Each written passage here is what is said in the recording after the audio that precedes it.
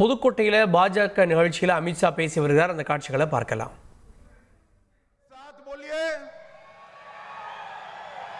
भारत माता की। क्यों भाई, क्या हो गए आप लोगों की आवाज को? अम्मा என்னாச்சு? இன்னும் சத்தமா கேட்கலங்க. एनडीए सरकार बनानी है या नहीं बनानी है? एनडीए அரசாங்கம் அமைக்கப்பட வேண்டுமா வேண்டாமா? मोदी जी के नेतृत्व में तमिलनाडु में हमारी सरकार बनानी है या नहीं बनानी है? மோடி அவர்களின் தலைமையின் கீழ் நம்முடைய தமிழ்நாட்டிலே அரசாங்கம் அமைக்கப்பட வேண்டுமா வேண்டாமா? तो ऐसी आवाज नहीं चलेगी भाई। இந்த குரல்லாம் பத்தாது. सभी लोग हाथ उठाइए जरा, दोनों हाथ उठाइए, विजय के संकल्प की मुट्ठी बीजिए, உறுதியான உறுதிப்பாட்டை வெளிப்படுத்துங்கள், உங்கள் கைகளை உயரே உயர்த்துங்கள் और प्रचंड आवाज से बोलिए, உரத்த குரலில் முழக்கம் செய்யுங்கள். भारत माता की वंदे वंदे वंदे। मंच पर उपस्थित भारतीय जनता पार्टी के प्रदेश अध्यक्ष श्रीमान नयनार नागेंद्र जी, भारतीय जनता पार्टी के वरिष्ठ नेता के अन्नामलाई जी, भाई नाम मत बोलिए, आप सीधा अंत में जो मैं बोला ना वो बोल दीजिए. பாரதிய ஜனதா கட்சியின் காவலர்களாகவும் சிப்பாய்களாகவும் இருக்கின்ற என் அருமை பாரதிய ஜனதா கட்சி தொண்டர்களே, உங்கள் அனைவருக்கும் என்னுடைய நல்வணக்கங்கள். सबसे पहले मैं महान तमिल भाषा में आपसे बात नहीं कर सकता हूं, इसलिए हाथ जोड़कर आपसे माफी मांगता हूं. இந்த மாபெரும் மகத்தான தொன்மையான தமிழ் மொழியிலே என்னால் உரையாற்ற முடியவில்லை. அதற்காக உங்கள் அனைவரிடமும் நான் மன்னிப்பு கோருகிறேன்.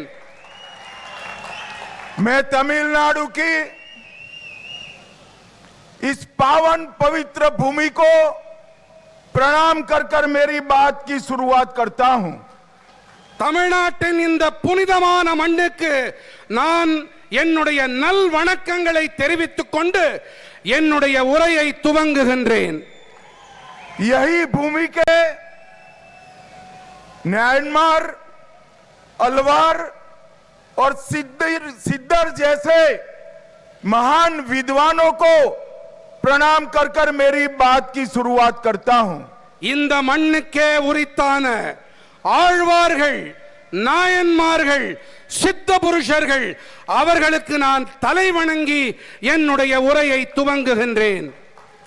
जिसके साथ चोला और पांडे वंश का महान विरासत जुड़ा है, ऐसी पुडुकोट्टई में आकर मैं आप सबको बहुत बहुत अभिवादन करता हूं.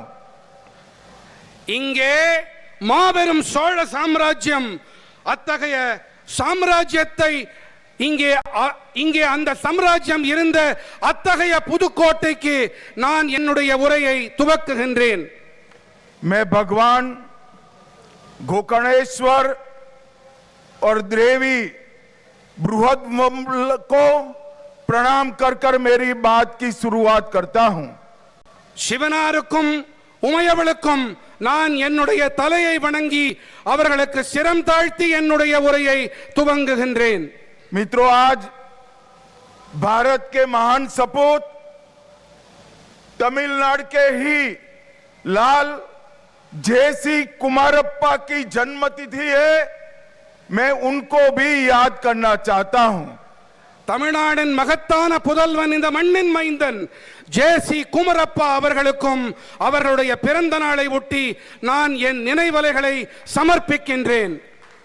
मित्रों, आज हमारे प्रदेश अध्यक्ष नयनार नागेंद्र जी की यात्रा का समारोह है। ये समारोह में आए हुए सभी कार्यकर्ताओं को मैं विश्वास दिलाना चाहता हूं कि अप्रैल 2026 में तमिलनाडु में एनडीए की सरकार बनने जा रही है। தமிழகம் தலை நிமிர தமிழனின் பயணம். இந்த பயணத்தை மேற்கொண்ட தமிழ்நாடு பாரதிய ஜனதா கட்சியின் தலைவர் நயினார் நாகேந்திரன் அவர்கள் இந்த நிறைவு விழாவுக்கு ஏற்பாடு செய்திருக்கிறார். இந்த நிறைவு விழாவிலே நான் ஒரு விஷயத்தை கூறிக்கொள்ள விரும்புகிறேன். ஏப்ரல் மாதம் 2026ஆம் தேதி இங்கே தமிழ்நாட்டிலே பாரதிய ஜனதா கட்சியின் என்டிஏ தலைமையிலான இங்கே ஆட்சி மலரும். मित्रों, मैं आज इस विराट सभा के माध्यम से तमिलनाडु की जनता का भी आह्वान करना चाहता हूं कि आइए नरेंद्र मोदी जी के नेतृत्व में भारत की विकास यात्रा में हम हमारे तमिलनाडु को भी जोड़ दें। இங்கே இந்த மாபெரும் அவையின் வாயிலாக நான் தமிழ்நாட்டைச் சேர்ந்த மக்களுக்கும் அறைகூவல் விடுக்கிறேன். வாருங்கள், மாண்புமிகு பாரத பிரதமர் நரேந்திர மோடி அவர்களின் தலைமையின் கீழ் நாம் அணிவகுப்போம். பாரதத்தின் வளர்ச்சி பாதையிலே, வளர்ச்சி பயணத்திலே இந்த பயணம் நிறைவு பயணத்தின் வாயிலாக நாம் அதில் பங்கு பெறுவோம். मित्रों, इस यात्रा ने 12 अक्टूबर से आज तक लगभग पूरे तमिलनाडु में जनसंपर्क के कार्यक्रम किए हैं। இந்த தமிழகம் தலை நிமிர தமிழனின் பயணம், இந்த பயணம் அக்டோபர் மாதம் 12ஆம் தேதி துவங்கியது. இதிலே கிட்டத்தட்ட தமிழ்நாட்டைச் சேர்ந்த அனைத்து மட்ட மக்களோடும் இங்கே தொடர்பு கொள்ளப்பட்டிருக்கிறது. आने वाले चुनाव में भारतीय जनता पार्टी एआईडीएमके के साथ, हमारे और साथी दलों के साथ एक मजबूत गठबंधन कर कांग्रेस और डीएमके को अंतिम लड़ाई देने का काम करने वाली है। இனி வரவிருக்கின்ற நாட்களிலே காதல விழுதா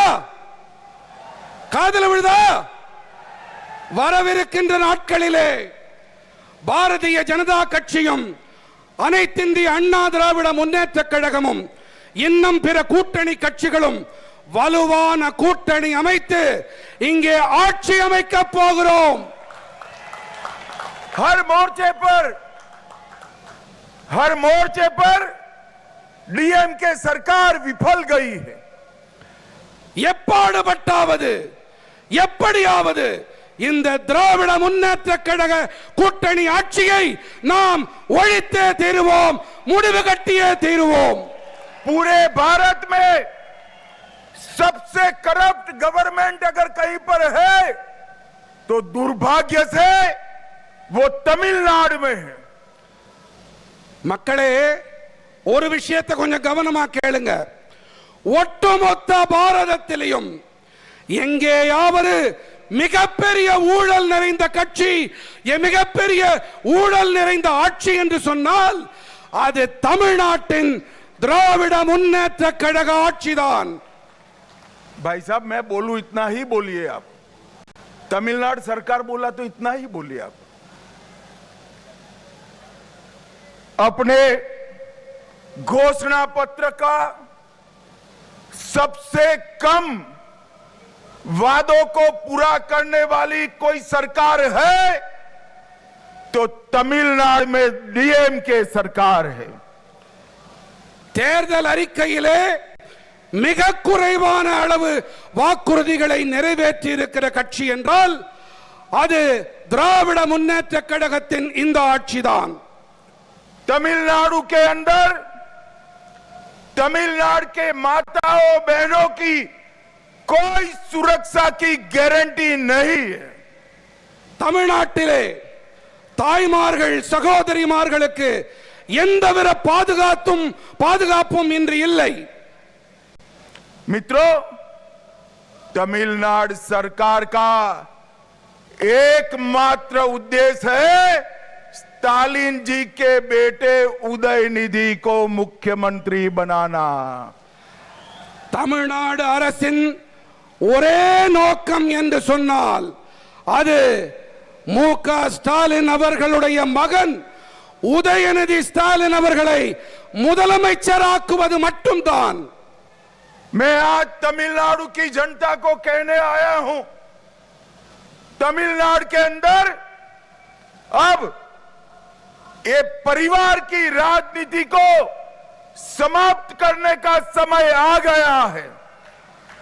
தமிழ்நாட்டின் மக்களிடம் நான் ஒன்றை கூறிக்கொள்ள விரும்புகிறேன். ஒரு குடும்ப ஆட்சி அதற்கு முடிவு கட்டியே தீர வேண்டும். அதற்கான நேரம் வந்துவிட்டது. पहले करुणानिधि जी, फिर स्टालिन जी और अब उदयनिधि। स्टालिन बाबू, आपका ये स्वप्न पूरा नहीं होने वाला है। முதலிலே கருணாநிதி அவர்கள், பிறகு மு.க. ஸ்டாலின் அவர்கள், பிறகு உதயநிதி ஸ்டாலின் என்ற திட்டம் போடுகிறீர்களே. ஸ்டாலின் அவர்களே, உங்களுடைய கனவு மெய்யாகாது. मित्रों, इस बार दीवार पर लिखा हुआ मैं पढ़ पाता हूं कि अप्रैल 2026 में तमिलनाडु में एनडीए सरकार बनने जा रही है। மக்களே, இந்த முறை சுபத்திலே தெளிவாக இந்த சித்திரம் காணப்படுகிறது. 2026 கண்டிப்பாக என்டிஏ தேசிய ஜனநாயக கூட்டணியின் ஆட்சிதான் அமையப் போகின்றது. एआईएडीएमके और भारतीय जनता पार्टी का अलायंस नेशनल अलायंस है। அகில இந்திய அண்ணா திராவிட முன்னேற்ற கழகம், பாரதிய ஜனதா கட்சி, இந்த கூட்டணி இது ஒரு வெற்றி கூட்டணி. हम 1998 में साथ में चुनाव लड़े। 1998 1998 நாம் ஒன்றாக இணைந்து தேர்தலில் போட்டியிட்டோம். हम 2019 लोकसभा चुनाव भी साथ में लड़े। 2019 ஆண்டு தேர்தலிலும் நாம் ஒன்றாக இணைந்து தேர்தலில் களம் கண்டோம். हम 2021 का चुनाव भी साथ में लड़े। 2021 ஆண்டு தேர்தலிலும் கூட நாம் இணைந்தே தேர்தல்களை சந்தித்தோம். हम 24 का चुनाव अलग लड़े, मगर 24 में बीजेपी और एआईएडीएमके के वोट का टोटल करते हैं तो 36 सीटों पर एनडीए का विजय होता है। 2024 ஆண்டிலே நாம் தனியாகத்தான் தேர்தல்களை சந்தித்தோம் என்று சொன்னாலும் பாரதிய ஜனதா கட்சி, அஇஅதிமுக இரண்டின் மொத்த வாக்குகளை எண்ணி பார்த்தால் நாம் 26 தொகுதிகளிலே நாம் வெற்றி பெற்றிருப்போம். मित्रों, एक अपप्रचार स्टालिन जी की पार्टी ने चलाया है कि एनडीए तमिल भाषा का विरोध कर रही। मैं आज तमिलनाडु की जनता को बताना चाहता हूं कि आईएएस आईपीएस के एग्जामिनेशन में सबसे पहले तमिल भाषा में एग्जाम लेने की शुरुआत नरेंद्र मोदी जी ने कराई। ஸ்டாலின் அவர்கள் என்ன பரப்புரை செய்கிறார் என்று சொன்னால், என்டிஏ அரசாங்கம் நம்முடைய தொன்மையான தமிழுக்கு எதிரானது என்று பரப்புரை அவர் செய்து வருகின்றார். ஆனால் நமது என்டிஏ அரசாங்கம் ஐஏஎஸ் ஐபிஎஸ் தேர்வுகளிலே இந்த அரசாங்கம் தான் முதன்முறையாக தமிழை அறிமுகம் செய்திருக்கிறது. तमिलनाडु के रेलवे स्टेशनों करवाया, நம்முடைய ரயில் நிலையங்களிலே தமிழிலே அறிவிப்பு செய்வது என்பதையும் நம்முடைய மோடிஜி அவர்கள் தான் செய்திருக்கின்றார். बनारस हिंदू विश्वविद्यालय में तमिल पढ़ने के लिए सुब्रमण्यम भारती चेयर की शुरुआत नरेंद्र मोदी जी ने की। வாராணசியிலே BHU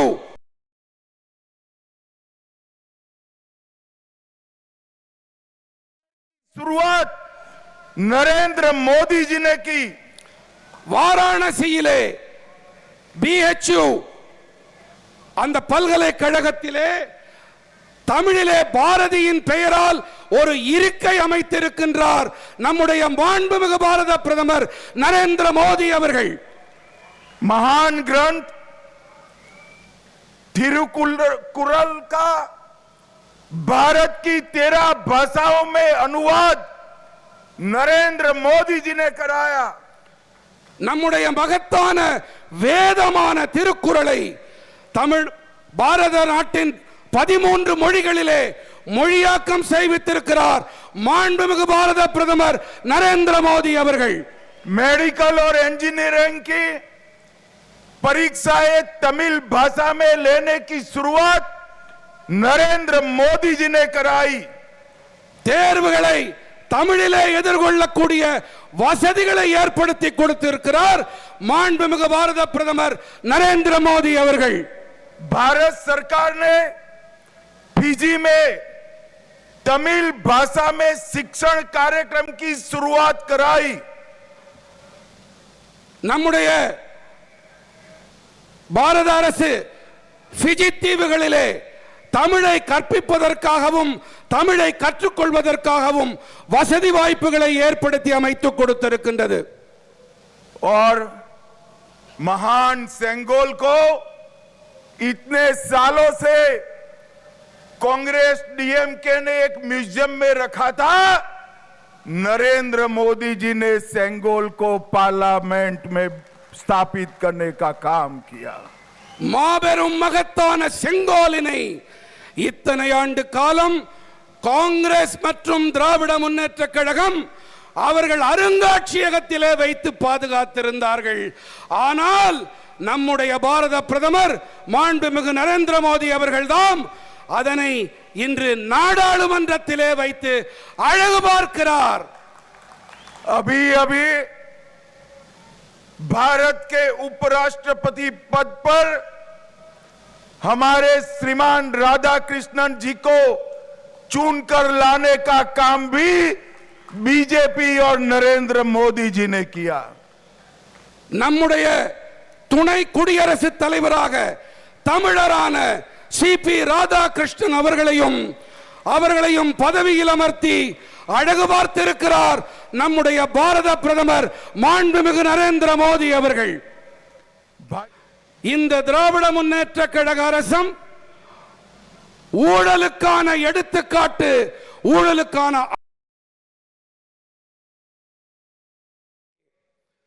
இந்த திராவிட முன்னேற்ற கழக அரசும் ஊழலுக்கான எடுத்துக்காட்டு, ஊழலுக்கான அடையாளம் என்று ஆகிவிட்டது. उनके एक मंत्री जेल में जाने के बाद भी 243 डेज तक उनको मंत्री पद पर बिठाए रखा। அவர்களுடைய ஒரு அமைச்சர் சிறைச்சாலைக்கு சென்ற பிறகும் கூட சற்றேறக்குறைய 248 நாட்கள் வரை அவர் அமைச்சராக தொடர்ந்தார். भाइयों बहनों, एक नेता का नाम कैश फॉर जॉब घोटाले में आया है। Cash for job scam. ஒரு தலைவருடைய பெயர் எந்த அளவுக்கு அவப்பெயராகி இருக்கின்றது என்றால் பணம் வாங்கி கொண்டார் என்ற ஊழலிலே அவர் சிக்கி இருக்கின்றார்। एक नेता का नाम मनी लॉन्ड्रिंग के स्कैम में आया है। மணி லாண்டரிங் என்று சொல்லக்கூடிய கருப்பு பணத்தை வெள்ளையாக்கக்கூடிய ஒரு செயல்பாட்டிலும் ஒரு தலைவரின் பெயர் அடிபடுகிறது। एक नेता का नाम रेत खनन के घोटाले में स्कैम में आया है।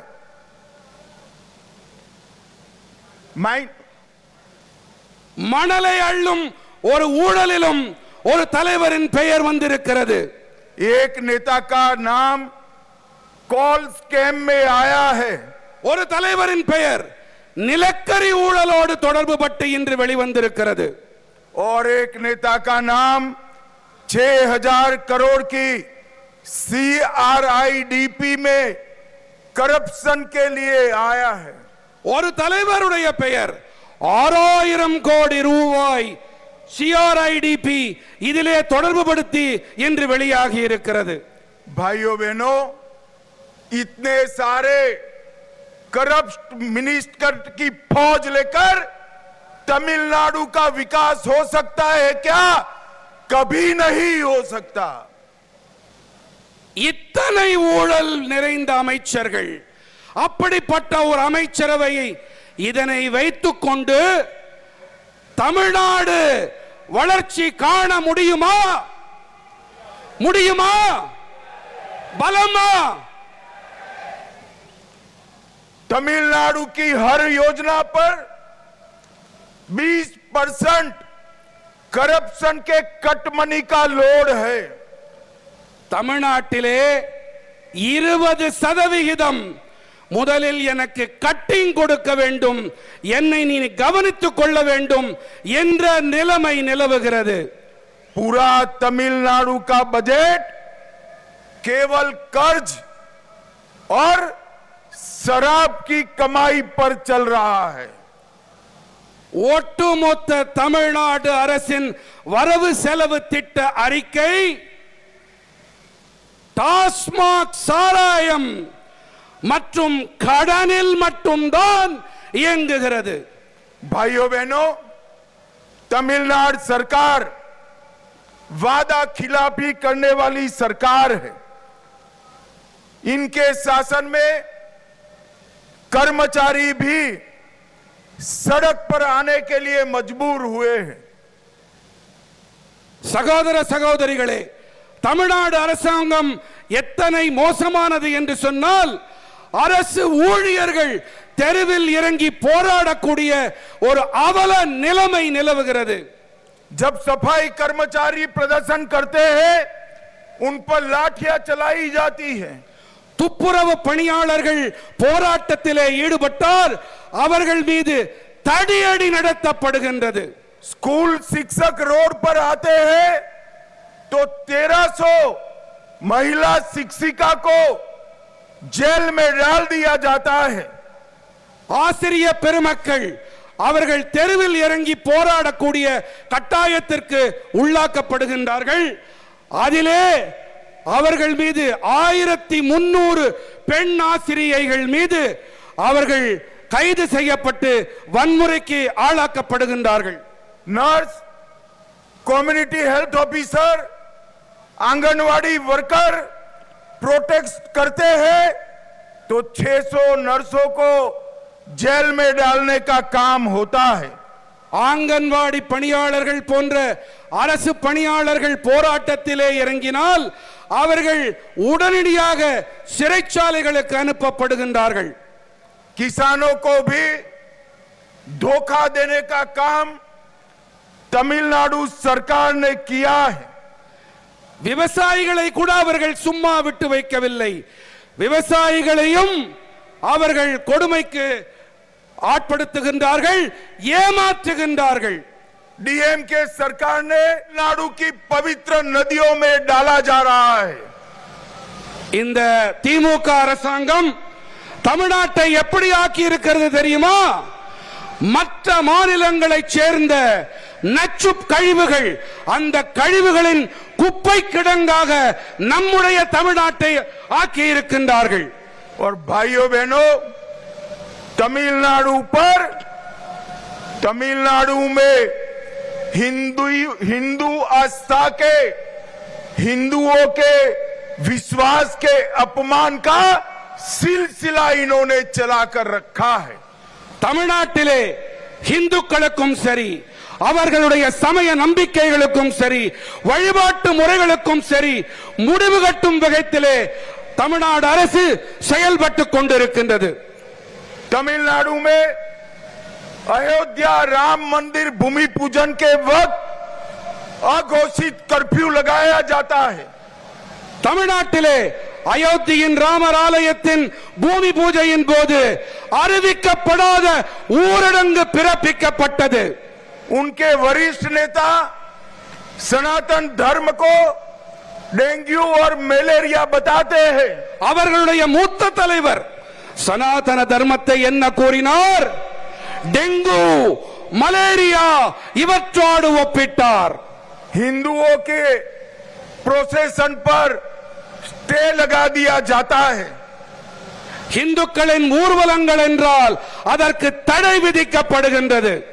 हिंदुओं के मूर्ति विसर्जन पर भी स्टे लगाने का काम डीएम के सरकार करती है. நம்முடைய மூர்த்திகளை, நம்முடைய திருவுருவங்களை நாம் கடலிலே ஆற்றிலே சென்று கரைப்பதற்கு கூட தடைகள் விதிக்கப்படுகின்றன. मैं स्टालिन जी को कहना चाहता हूं, हमारे संविधान की मर्यादाओं को आपने हिंदू समाज पर अत्याचार कर कर तोड़ने का काम किया है. நான் ஸ்டாலின் அவர்களுக்கு ஒன்றை கூற விரும்புகின்றேன். நம்முடைய அரசியல் சட்டத்தின் மாண்பினை குலைத்திருக்கிறீர்கள். இந்துக்களின் சமய உரிமைகளை பறித்திருக்கின்றீர்கள். भाइयों बहनों, मोदी जी की सरकार ने तमिलनाडु में कई बड़े बड़े इंफ्रास्ट्रक्चर प्रोजेक्ट दिए हैं. நம்முடைய மதிப்பிற்குரிய பாரத பிரதமர் நரேந்திர மோடி அவர்களின் அரசு தமிழ்நாட்டிற்கு பல பல கட்டமைப்பு திட்டங்களை அறிவித்திருக்கின்றது, செயல்படுத்துவதற்காக அதை அறிவித்திருக்கின்றது. 2004 से 14 तक जिसमें डीएमके भी केंद्र में हिस्सेदार था, तमिलनाडु को केवल 1,53,000 रुपीस मिले थे. 2004 ஆண்டு முதல் 2014 ஆண்டு வரை யார் மத்தியிலே ஆட்சி செய்தார்களோ அவர்கள் மூலமாக தமிழ்நாட்டிற்கு 1,00,000 கோடி 53,000 ரூபாய் மட்டுமே கிடைத்தது. मैं पूरी लिस्ट लेकर आया हूं. நான் பட்டியல் முழுவதையும் கொண்டு வந்திருக்கிறேன். 2004 से 14 में 1,53,000 करोड़ के सामने नरेंद्र मोदी जी ने 2014 से 24 में 11 लाख करोड़ रुपीस देने का काम किया है. ஒரு ஒப்பீடு செய்வோமா? ஒப்பீடு செய்யலாமா? 2004 முதல் 2014 வரை 1,00,000 கோடி 53,000 ஒரு பக்கம். 2014 முதல் 2024 மாண்புமிகு பாரத பிரதமர் நரேந்திர மோடி அவர்கள் தமிழ்நாட்டிற்கு கொடுத்திருக்கக்கூடிய தொகை 11,00,000 கோடி. मित्रों, 2024 से नरेंद्र मोदी जी के नेतृत्व में एनडीए की एक प्रचंड विजय यात्रा चल रही है. 2024 துவங்கி மோடி அரசு மாபெரும் வெற்றி பயணத்தை தொடர்ந்து நடத்தி கொண்டு வருகின்றது. 2024 में हमारे नेता नरेंद्र मोदी जी तीसरी बार प्रधानमंत्री बने. 2024ஆம் ஆண்டு நமக்கு மிகவும் பிரியமான நரேந்திர மோடி அவர்கள் 3வது முறையாக நாட்டின் பிரதமராக பொறுப்பெடுத்துக் கொண்டார். 2024 में ओडिशा में पहली बार बीजेपी सरकार बनी. 2024ஆம் ஆண்டிலே முதன்முறையாக ஒரிசாவிலே நம்முடைய பாரதிய ஜனதா கட்சி ஆட்சி அமைத்தது. 2024 में ही आंध्र प्रदेश में एनडीए की सरकार बनी. 2024 கூட ஆந்திர பிரதேசத்திலே என்டிஏ அரசினுடைய அரசாங்கம் அங்கே அமைக்கப்பட்டது. 2025 में हरियाणा में तीसरी बार भारतीय जनता पार्टी की सरकार बनी. 2025 ஹரியானாவிலே 3வது முறையாக பாரதிய ஜனதா கட்சி ஆட்சியை பிடித்தது. 2025 में तीसरी बार महाराष्ट्र में भारतीय जनता पार्टी और एनडीए की सरकार बनी. அதே போல 2025ஆம் ஆண்டிலே மகாராஷ்டிரத்திலே பாரதிய ஜனதா கட்சி என்டிஏ கூட்டணி 3வது முறையாக ஆட்சியை பிடித்தது. 2025 में 27 साल बाद दिल्ली में हमारी सरकार बनी. 2025ஆம் ஆண்டிலே 27 ஆண்டுகளுக்கு பிறகு மாநகர் தில்லியிலே பாரதிய ஜனதா கட்சி ஆட்சி அமைத்தது. हमने बिहार में 2025 में इंडी अलायंस का सुपड़ा साफ कर दिया. 2025 பீகார் மாநிலத்திலே இண்டி கூட்டணி மண்ணை கவ்வியது. और भाइयों बहनों अब बारी है तमिलनाडु और बंगाल की.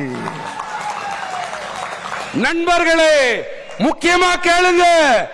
இப்போ 2026 இப்போ தமிழ்நாட்டோட முறை. बंगाल भूल गए आप. வங்காளம் தமிழ்நாடு இப்பொழுது நம்முடைய முறை.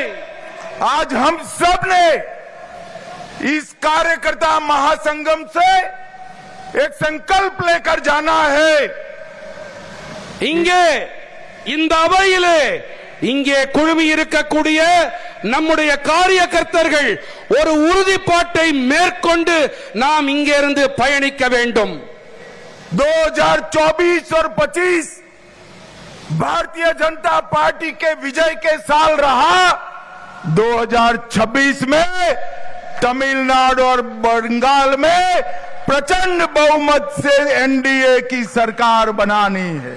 2024-25 நாடு முழுமையும் பாரதிய ஜனதா கட்சியோடு பயணித்தது. 2026 மேற்கு வங்கம் மற்றும் தமிழ்நாடு இங்கே நாம் பெரும்பான்மையை பெற வேண்டும். भाइयों बहनों मुझे बताइए आप सभी लोग इसके लिए तैयार है क्या?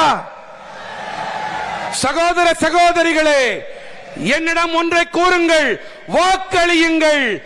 இதற்கு நீங்கள் அனைவரும் தயாரா? உரக்க சொல்லுங்கள். இன்னும் ஜாஸ்தி. ஜார்ஜ் கோட்டையை எட்ட வேண்டும். मेरे साथ दोनों हाथ उठाइए. उठाइए जरा दोनों हाथ. तमिलनाडु में एनडीए सरकार बनाने के संकल्प की मुट्ठी भींचिए और प्रचंड आवाज से बोलिए भारत माता की वंदे वंदे वंदे. आप सभी का बहुत बहुत धन्यवाद. नमस्कार. புதுக்கோட்டையில் நயினா நாகேந்திரன் பிரச்சாரத்துடைய நிறைவு விழாவில் அமித்ஷா பேசினார். திமுக அரசை, திமுகவை, அரசின் திட்டங்களை மிக கடுமையாக அமித்ஷா விமர்சித்தார்.